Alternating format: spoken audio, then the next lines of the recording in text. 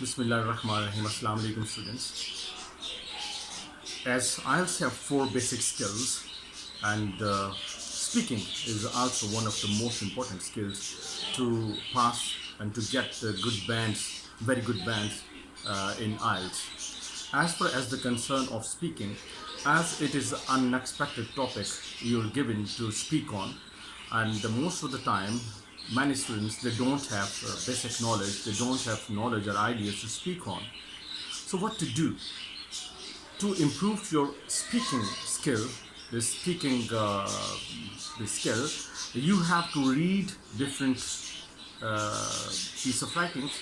You have to read stories, letters, applications, essay writings, journals, articles, English newspaper, so that to boost your knowledge, so that to get your knowledge. Because if you don't have knowledge regarding different topics, then you cannot speak on. Because as Francis Bacon said, that speaking makes a man perfect. If you have ideas, you can speak well. And how can you grasp the ideas? Through your reading. Through your reading, you can have knowledge and you can express your knowledge on different topics. So simply as different motivational speakers or different IELTS teachers, they say that you have to show confidence. Only confidence cannot make you successful. You can get very good bands through your confidence. Knowledge is the thing, knowledge is the tool which gives you confidence. And after having practice, proper practice, and after having knowledge, you can show your confidence. The next is your confidence. After getting knowledge on different things, that you are now confident enough to speak on different topics, then you can show your confidence. This is bottom line tip to pass your speaking topic, your speaking skill in good marks. Then is eye contact.